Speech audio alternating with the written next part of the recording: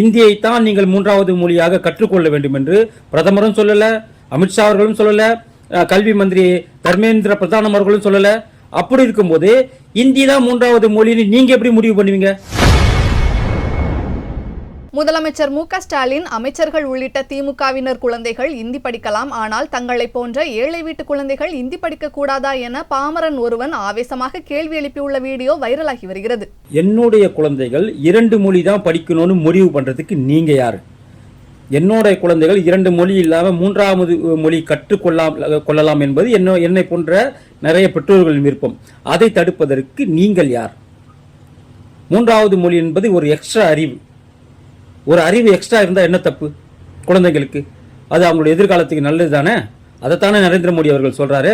ஒரு எக்ஸ்ட்ராவா மொழியை கத்துக்குங்கன்னு சொல்றாரு. இதுல என்ன தப்பு இருக்கு?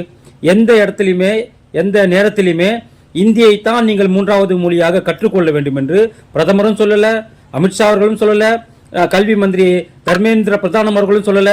அப்படி இருக்கும்போது இந்தி தான் 3வது மொழின்னு நீங்க எப்படி முடிவு பண்ணுவீங்க? நான் தெலுங்கு கத்துப்பேன், கன்னடம் கத்துப்பேன், மலையாளம் கத்துப்பேன், உருது கத்துப்பேன், ஏதோ ஒரு இலவ நான் கத்துப்பேன். அப்படி ஏதாவது இலவ நீ கத்துக்கன்னா நரேந்திர மோடி அவர்கள் சொல்றாரு, மத்திய அரசு சொல்லுது. இந்தியா தான் கத்துக்கணும்னு எந்த இடத்துலயுமே சொல்லலையே.